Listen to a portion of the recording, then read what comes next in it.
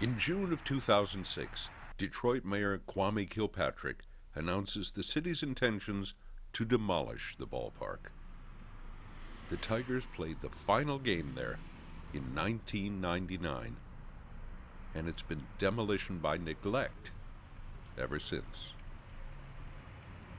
The Ilitches were responsible for taking care of Tiger Stadium. They didn't do it, and the city didn't hold them accountable for that. Well, that's not the way government's supposed to work. That is the city's responsibility, especially in the case of Tiger Stadium. He should have been held accountable for the maintenance of that structure, such that redevelopment was possible.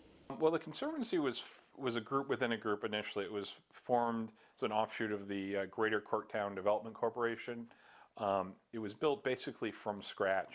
Downtown business owner Rick Ruffner was also a board member. The Tiger Stadium Conservancy had only been together for a couple of years and had made significant progress in that time to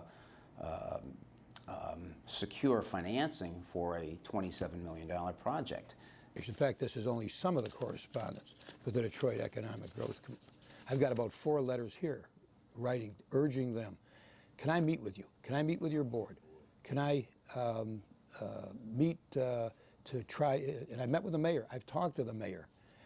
But when you realize all of the factors that were involved, the fact that the Conservancy was talking but not putting the actual money down on the table, and taking into consideration our budget, and what between the mayor's changing and the city council changing, a decision had to be made.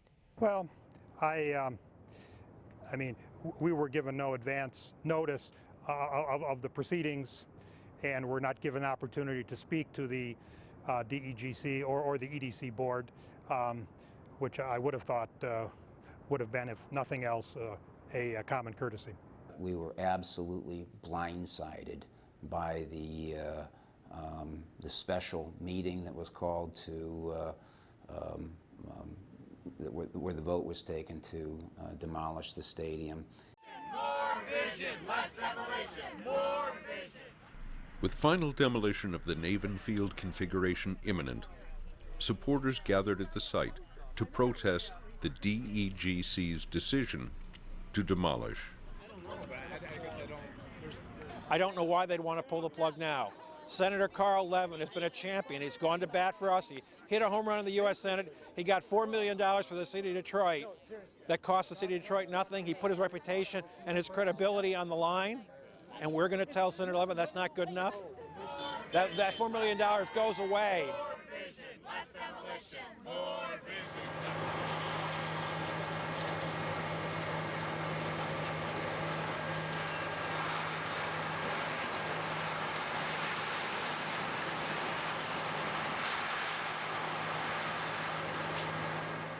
And what happened next was the last thing I expected to see. When the injunction arrived at the park, supporters found themselves locked out.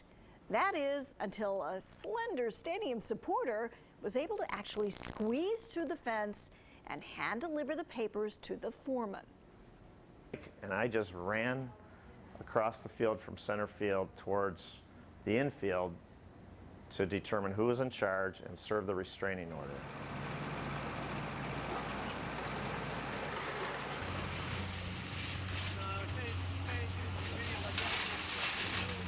On September 21st at 9:24 a.m., Tiger Stadium died.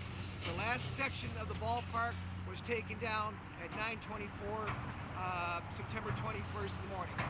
Earmark continues to be available for development in the Corktown neighborhood. It, I think, quite clearly intends that the field be preserved now that the stadium has been removed. And that, in and of itself, I think, was a terrible mistake in terms of the development attraction of that area. But nonetheless, the field remains an attraction. That is a field where some of the most famous ball players of all time have played, and it will continue to be an inspiration for young ball players if it's a part of a overall plan which is attractive. More people gathered at this corner than any other spot in the state of Michigan. some 6,873 professional baseball games were played at the corner of Michigan and Trumbull. The site is now unofficially called Ernie Harwell Park, in honor of the Tigers' late Hall of Fame broadcaster.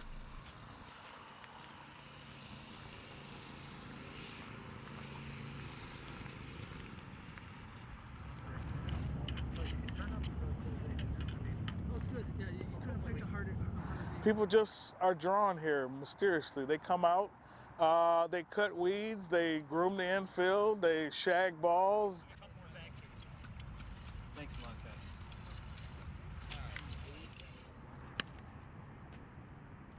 guys. I don't cry about anything. Somebody could die and I'd be like, well, you know, that's bad.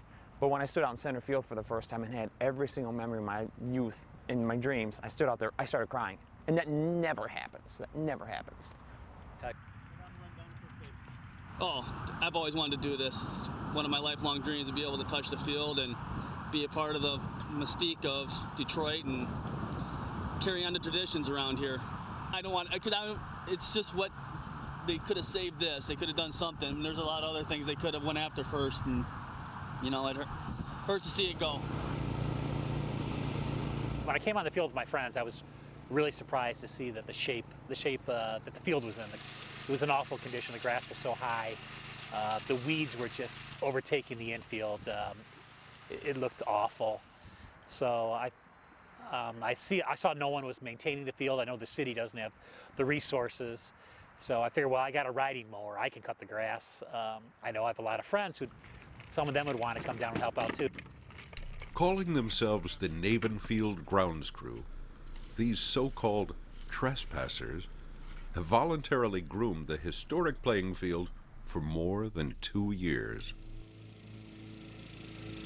We call Tom Derry the mayor of Tiger Stadium because Tom's the one who kind of took this thing by the horns and really directed it. And he came out with lawnmowers, cut the whole field, and then the weeds got to be about 8 feet tall. They had stems about this thick that were woody stems that we couldn't cut down. So Tom actually went out and rented a great machine called a brush hog. Came out and we've been brush hogging this thing, and we got all these weeds knocked down. There's probably 5 acres of weeds that we got knocked down in the past 3 or 4 weeks with that big brush hog, and mostly Tom pushing it. Yeah, I think the flag is a real rallying cry for us because the flag was up earlier in the year. Somebody from the city, we think, came and took it down, took the lanyards down and everything. They threw them on the ground. We thought it was kind of a pointless act of vandalism on the stadium site.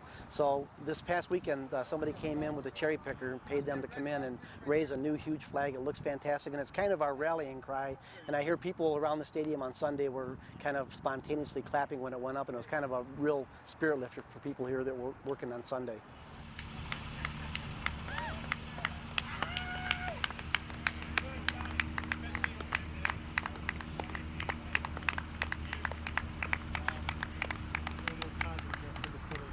Brings life to the corner.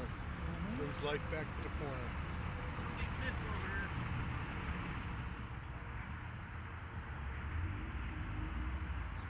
The focus now shifts to saving the field, and efforts continue to keep the spirit alive at Michigan and Trumbull, where baseball has been played for over 100 years.